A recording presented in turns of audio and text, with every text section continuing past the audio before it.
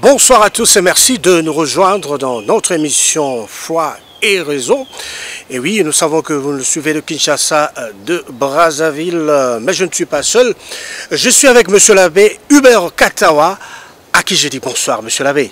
Bonsoir, monsieur Dani. Comment vous portez? Je me porte bien.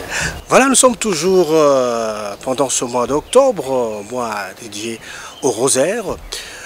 Monsieur l'abbé, la première question revient comme un rappel.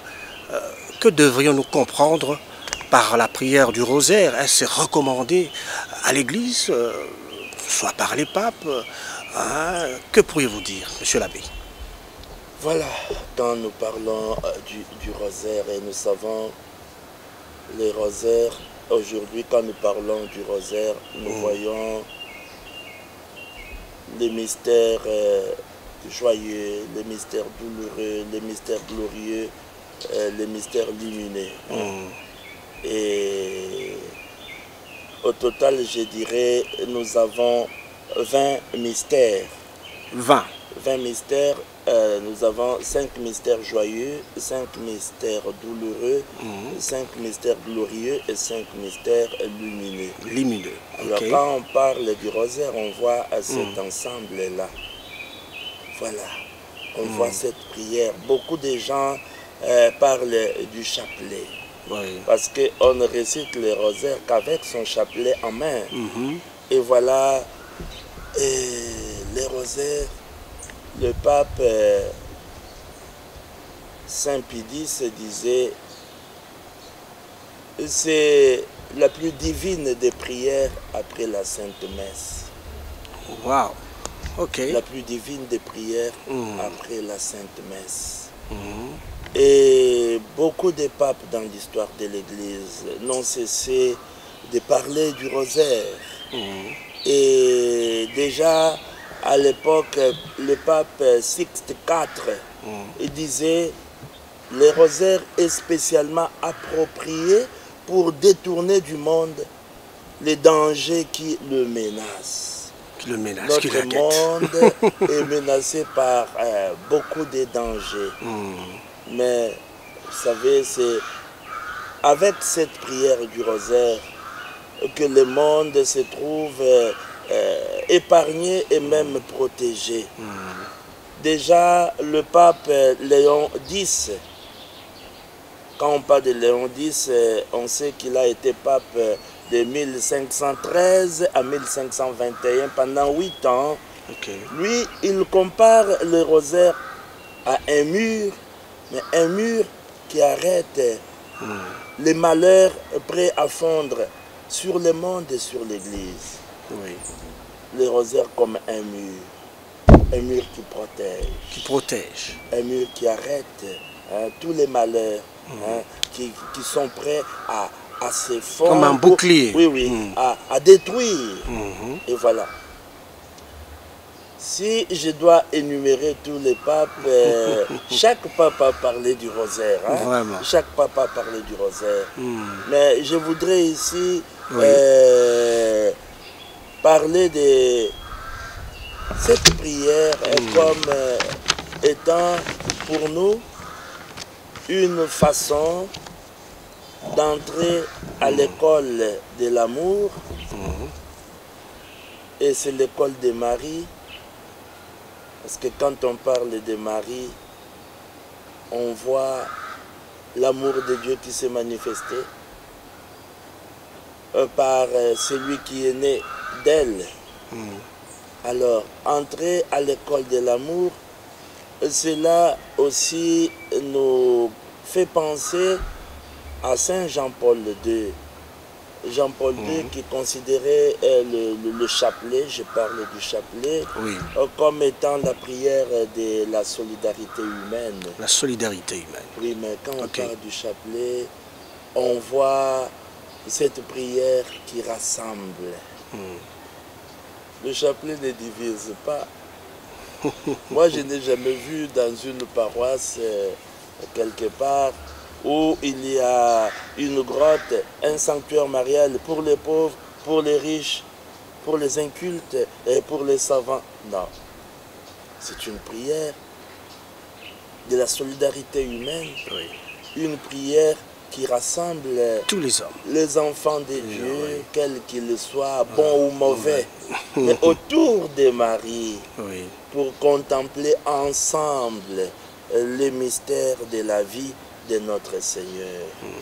Et au fond, là, on se sent en famille quand on prie avec son chapelet. On se sent en famille. On se sent aimé. Personne ne vous repousse. Personne ne vous empêche de parler. Personne ne viendra vous ravir votre chapelet pour dire vous n'êtes pas digne de réciter le chapelet. Oui. Voyez, une prière qui unit. Au fond, quand nous parlons du rosaire, vous savez, nous voyons les trésors de grâce. Les trésors de grâce. Les trésors de grâce. Oui. Déjà, notre mère qui nous entraîne à la prière, qui nous aide à bien contempler les mystères qui ont entouré la vie du Christ, mais elle-même est la pleine de grâce. Oui. La pleine de grâce. Voyez, quand nous récitons notre chapelet, nous faisons les rosaires, nous prions avec Marie, mais nous prions aussi par Marie. Nous prions par Marie. Vous savez, c'est comme un enfant auprès de sa mère. Un enfant qui se sent quand même un peu valorisé parce qu'il peut faire quelque chose, il peut apporter sa petite contribution. Mais la mère est là, elle est vigilante pour voir si c'est bien fait ou pas. Et la maman corrige, la maman ajoute ce qui manque, mais à la fin, le plus grand bénéficiaire, c'est toujours l'enfant. Mais nous sommes à l'école de la pleine de grâce et nous en profitons nous tous Oui. à cette école pour bénéficier des grâces dont elle est comblée. Et en même temps, ça me rappelle un grand saint. Ce grand saint, c'est Padre Pio. Padre Pio. Oui, Padre Pio. Padre Pio disait, vous pouvez tout obtenir en vous adressant à la Mère de Dieu. Vous pouvez tout obtenir en vous adressant à la Mère de Dieu. Mais quand je prie avec la Mère de Dieu, mais en même temps, je m'adresse à elle, lui demandant aussi de prier pour moi. Une façon de dire que ma prière ne suffit pas. Il faut qu'elle aussi, ma petite voix ne peut pas faire grand-chose. Il faut qu'elle aussi s'associe à ma prière. Moi, je m'associe à sa prière. Et voilà, tout est amplifié. Et avec la prière, comme on a dit, les trésors de grâce. Les trésors de grâce. On obtient tout. Et au fond, les rosaires nous permet de ressembler au Christ.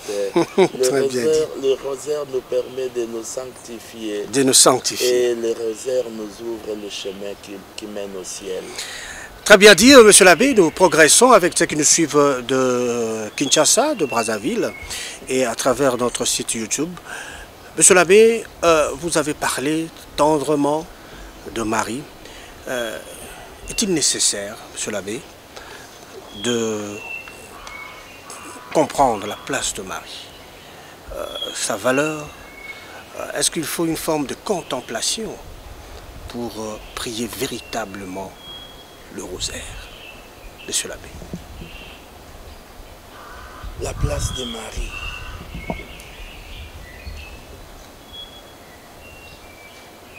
Vous savez que sur la terre des vivants, l'expérience que nous avons des relations qui existent entre nous et nos mères mortelles, c'est une expérience inoubliable. Une expérience profonde, une expérience d'amour. Et nous avons une mère, nous aussi. Une mère qui ne peut jamais s'éloigner de nous, qui nous tient à l'œil pour nous protéger. Nous tient à l'œil. Qui nous tient à l'œil. Une mère vigilante. La place qu'elle occupe, c'est la place d'une mère. Et nous les hommes, nous devrions nous sentir heureux. Privilégiés. Nous sommes tellement comblés. Tellement. Comblés parce que nous avons une mère. Et cette mère-là, je ne sais pas si vous l'avez fait quand vous étiez enfant. Quand vous étiez enfant, vous savez, les enfants sont fiers de leur maman. Sont fiers de leur maman. Je ne parle pas de papa, je parle de maman. Oui. Ils restent souvent et pendant beaucoup de temps avec leur maman. Je me souviens, souvent ce sont les mamans qui vont à l'école, non? Quand il y a une petite convocation, on s'est mal comporté, alors papa parfois n'a pas le temps et il envoie maman. Et papa suit tout cela à distance, bien sûr, mais il est de cœur avec maman. Et les autres enfants, de tout petits d'ailleurs, quand moi je parle de l'école primaire, quand nous étions tout petits, mais les enfants ont le sens de l'observation. Ok. Ils observent dans les moindres détails. Ma mère qui se présente et qu'est-ce qu'elle avait au pied? Ce qu'on appelle aujourd'hui des baskets. Alors là, ça rappelle aussi les mamans d'une certaine époque, ou qui viennent d'un certain milieu où il fait très froid et pour protéger les pieds, il faut s'habiller de cette façon-là. Elle règle les problèmes à l'école et après l'école, tous les autres enfants m'entourent pour rire de moi et dire « Votre maman, c'est vraiment une sportive. Elle joue dans quelle équipe ?» Alors, ah bon? Oui, elle joue à la défense, à l'attaque ou au milieu du terrain. Alors moi, je ne faisais que pleurer. Vraiment, vraiment. Alors, à la maison, j'ai dit à notre maman, ne te présente plus jamais avec des baskets. Habille-toi avec des... Hein, vous savez... Bon, c'est une honte, là. Oui, pour moi. Alors que c'était normal. Oui. Et nous sommes fiers d'avoir une mère qui s'appelle Marie. Vraiment.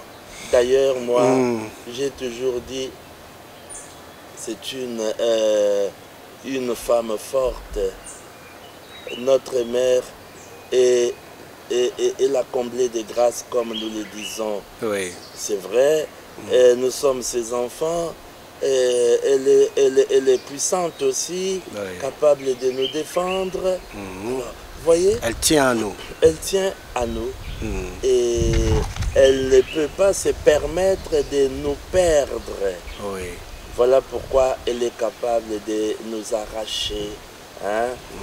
Même si nous sommes déjà entre les mains de l'ennemi, elle vient, elle nous sauve. Vraiment. Alors voilà, voilà pourquoi je dirais sa place, c'est une place spéciale. Sa place, c'est une place incomparable. Quelle place on peut donner à sa mère?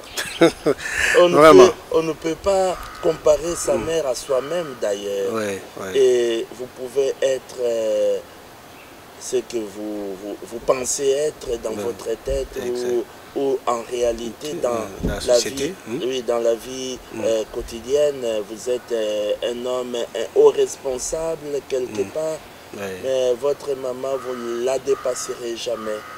Elle reste votre maman. Vraiment. Voilà pourquoi Marie, la place qu'elle occupe dans la foi chrétienne, dans nos cœurs, c'est la place d'une mère aimable, d'une mère tellement douce, une mère bienveillante, bienfaisante. Mais notre fierté, notre grande joie, c'est d'appeler la mère de Jésus notre mère, parce qu'elle est la mère de Dieu. Est-ce possible que la mère de Dieu devienne aussi ma mère? Oui. Voilà pourquoi j'ai dit, avec Marie, nous prions, mais avec Marie, nous sommes en route vers le ciel et le chapelet rythme nos pas. Et nous ne pouvons jamais nous fatiguer, nous tombons, nous nous relevons, elle est là pour nous encourager. C'est la cadence. C'est la cadence. Et personne ne peut perdre un pied. Et voilà pourquoi on ne peut pas se tromper. Et très bien. Nous entrons dans la danse. Dans la danse, oui. Parce que la vie avec Marie, ce n'est pas une vie de tristesse. Non, c'est une vie de joie. D'ailleurs, notre Dieu, c'est le Dieu de la fête.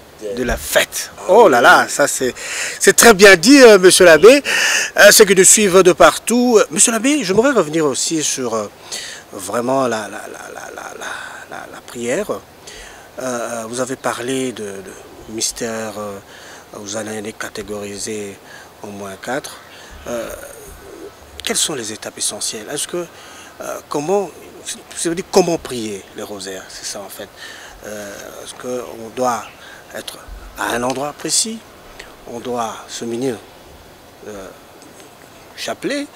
Est-ce qu'on doit être isolé, cloîtré quelque part, en larmes, agenouillé? Bon, en fait, c'est un peu dans le sens technique.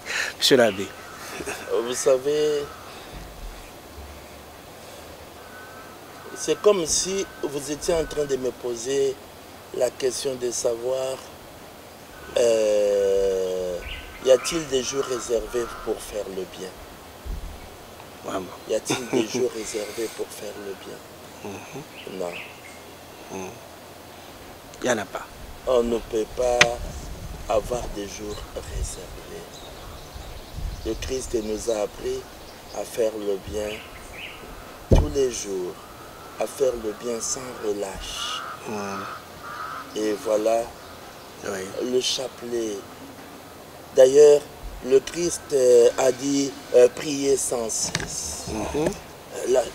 Les rosaires, c'est une prière que nous faisons avec Marie, que nous faisons par Marie, et en même temps qui nous permet de l'honorer, de nous adresser à elle, de solliciter son intercession. Son appui, oui. Alors, quand le Christ dit prier sans cesse ne signifie pas que c'est du matin au soir une que corvée. nous allons nous mettre à prier. C'est du matin au soir. Prier sans cesse, parce qu'il y en a, quand on parle de la prière, ils ne voient que l'action de l'homme, l'action de l'homme, l'homme qui est, on voit même différentes positions qu'il peut prendre. Il reste debout, il se met à genoux, il ferme les yeux, et voilà. Attitudes. Oui. Alors, toutes ces attitudes-là, extérieures, et ça montre qu'effectivement, il est en train de prier. De prier. Mais nous oublions l'action de Dieu. Ok. Nous oublions l'action de Dieu.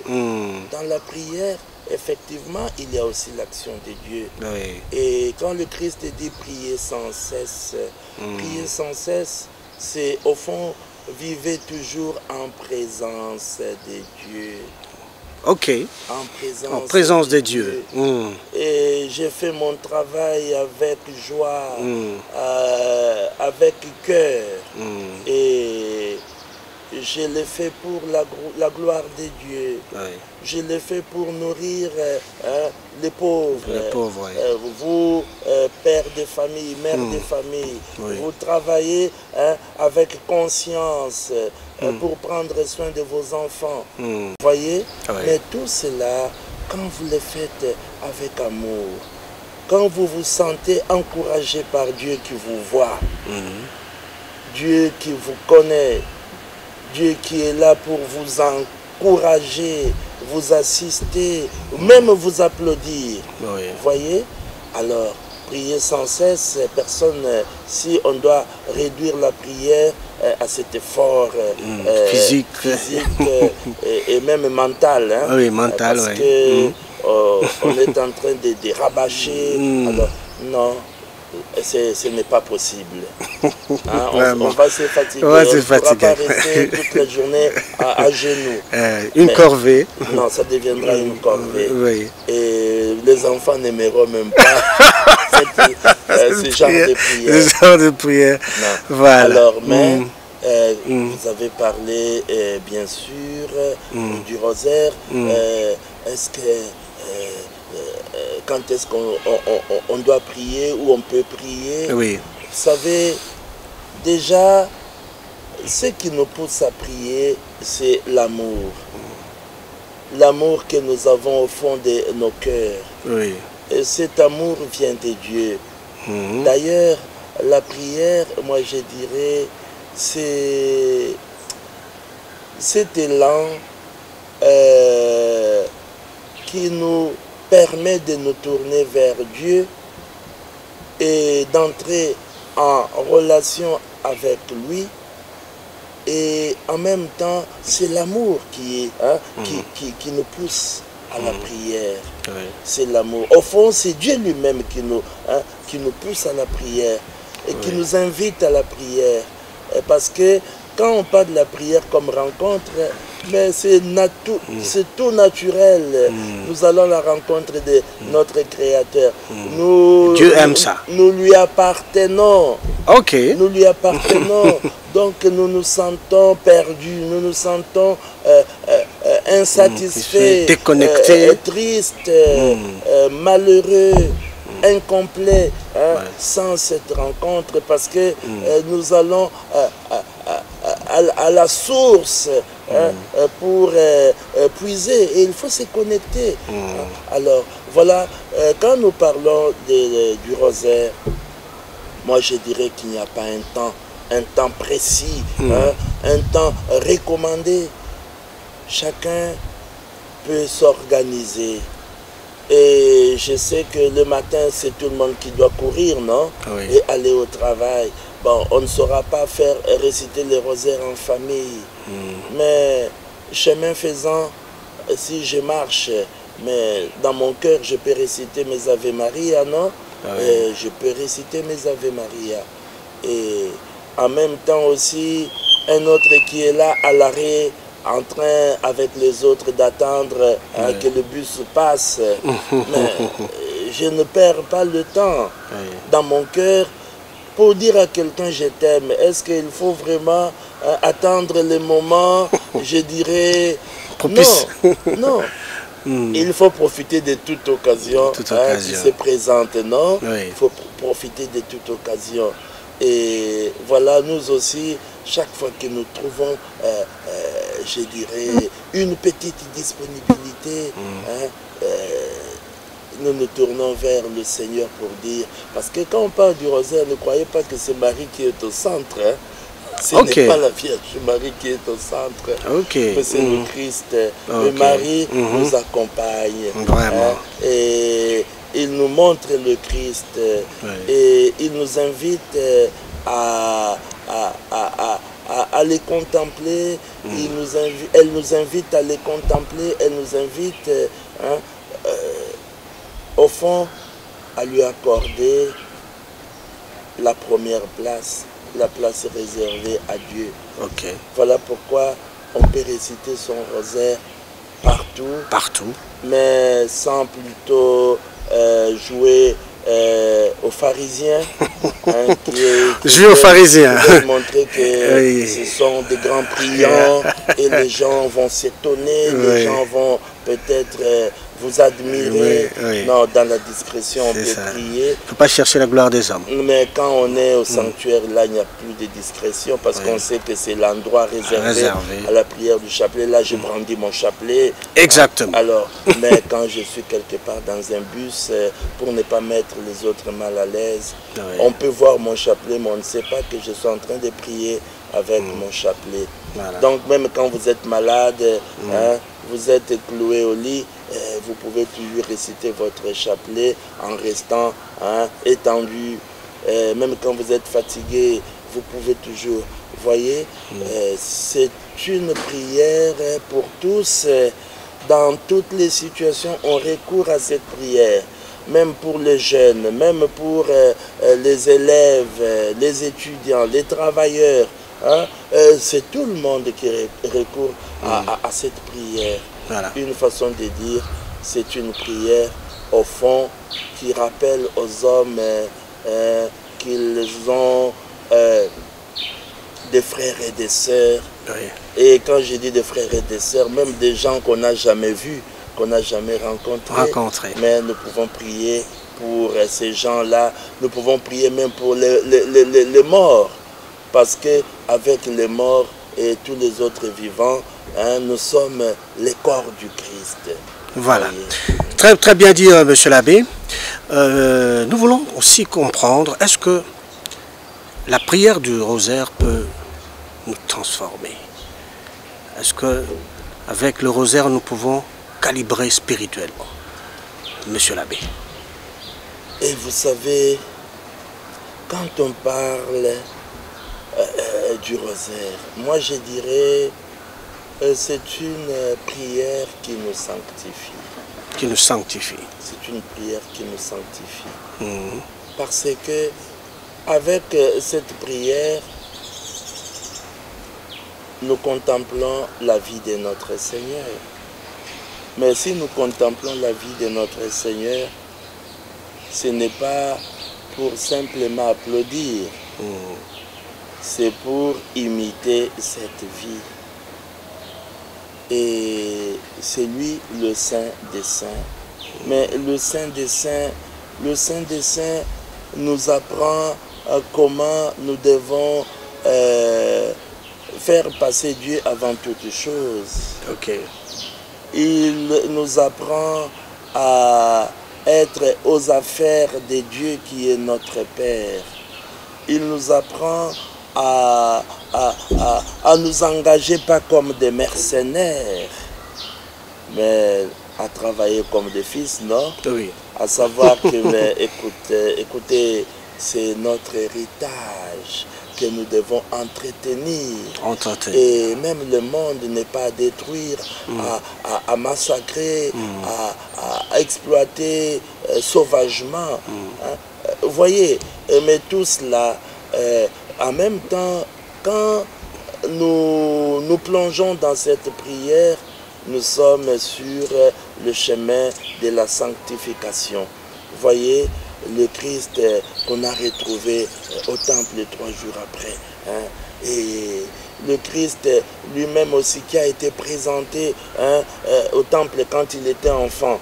Une façon de dire que c'est une prière qui nous permet de vivre en enfant de Dieu sur terre. Enfant de Dieu. Hein? Voilà. Donc nous sommes encore sur terre, mais le ciel se prépare déjà, la vie éternelle commence déjà en nous.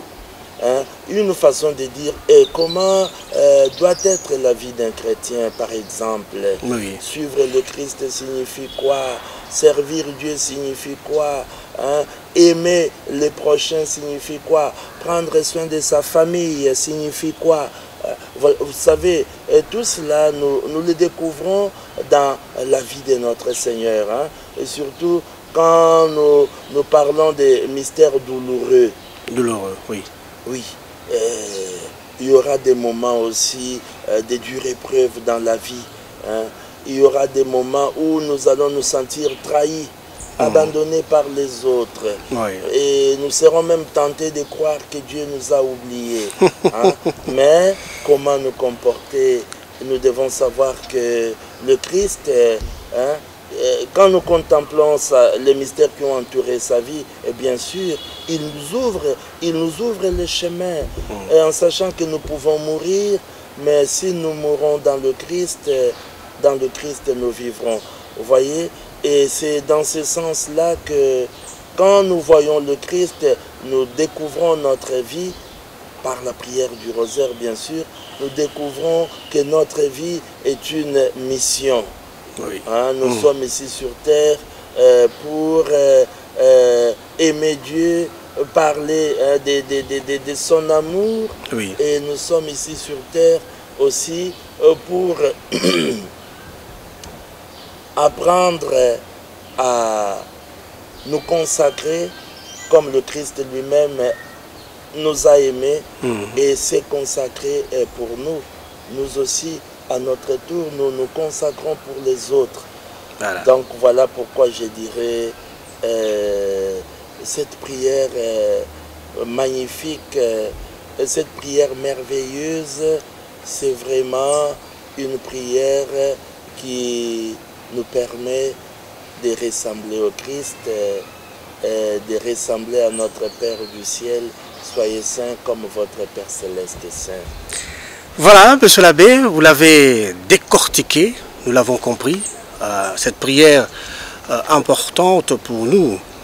Et voilà, ça nous sanctifie. Monsieur l'abbé, que pourriez-vous dire pour chuter en ce qui concerne les familles ou la famille, la prière, la place de cette prière? Vous avez bien expliqué que ce n'est pas une corvée de manière mécanique ou un devoir pour punir certains ou certaines, mais ça nous sanctifie, ça nous élève. Et que pourriez-vous dire que nous sommes en famille, voire même en communauté, ou dans un endroit où nous sommes à l'internat par exemple, où nous pouvons prier ensemble avec les autres? Alors, déjà, le fait d'avoir son chapelet signifie que l'on aime Marie. Mais on aime Marie parce qu'elle est la mère de Jésus, notre Sauveur. Donc, réciter le chapelet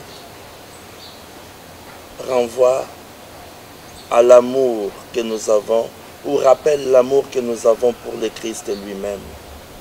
Et voilà pourquoi, dans nos familles, le chapelet doit être présent. La prière du chapelet doit avoir sa place. Quand je dis la prière du chapelet, il faut aussi que nous puissions user de certaines méthodes. Il faut que notre façon de prier, surtout avec les enfants, soit une façon progressive et pédagogique. Oui. Vous n'allez pas commencer directement par tout un rosaire. Hein, les enfants ne vont pas aimer cette prière. Oui. Mais quand vous demandez à un enfant, bon, nous allons réciter 10, je vous salue Marie aujourd'hui. Et demain, ah, je vois que tu es maintenant grand. Tu es fort. Alors aujourd'hui tu feras, c'est toi qui diriges, tu feras 20, je vous salue Marie. L'enfant dira, non maman, aujourd'hui je ferai 30. Vous voyez, c'est lui-même qui va solliciter. Et un jour vous allez vous retrouver avec l'enfant qui est content de réciter, par exemple, 200, je vous salue Marie. Vous voyez, une façon de dire que nous devons aimer la Vierge Marie, Oui. et faire aimer la Vierge Marie. Quand on aime la Vierge Marie, par elle, c'est son Fils qui est aimé. Parce que Marie renvoie toujours à Jésus. Aimez Marie et faites aimer Marie. Récitez le rosaire et faites réciter le rosaire. Voilà ce que je demande aux parents. Commencez par aimer Marie. Commencez par aimer Marie et vous ferez aimer Marie. Et dans vos familles, vos enfants aimeront Marie. Alors voilà pourquoi, au fond, ce n'est même pas moi, c'est le testament de Padre Pio. Oui. Padre Pio disait, ceci est mon testament, ceci est mon héritage. Aimez et faites aimer la Sainte Vierge. Récitez et faites réciter les rosaires. Voilà pourquoi je dirais, c'est le mois du rosaire, c'est le mois du rosaire. Alors, n'oublions pas que cette prière-là, c'est une prière qui nous rapproche les uns des autres, une prière qui nous rappelle que nous sommes tous enfants d'un même Père et que la Vierge Marie, notre Mère, nous rassemble pour nous apprendre à aimer Dieu et le prochain, pour nous apprendre à servir, parce qu'elle est l'humble servante, à servir. Mais la grandeur de l'homme sur terre, c'est quand il s'abaisse pour servir son prochain, et en servant son prochain avec amour, avec dévotion, avec empressement, au fond c'est Dieu qui est bien servi et il mérite d'être servi. Merci beaucoup, monsieur l'abbé, très bien dit. Nous avons compris que c'est le Christ qui est au centre. Et oui, c'est une contemplation, c'est une prière, c'est un trésor de grâce. Et voilà, donc nous allons nous atteler en famille, monsieur l'abbé l'a dit, nous a donné même une pédagogie avec les enfants. Nous osons croire, en tant que parents, nous allons nous atteler. Merci une fois de plus, monsieur l'abbé. Merci à vous d'avoir suivi cette émission Foi et Raison. Nous avons continué notre thème du rosaire. Mais en attendant, portez-vous bien sur les antennes de la télévision catholique Elikia. Bonsoir chez vous et merci.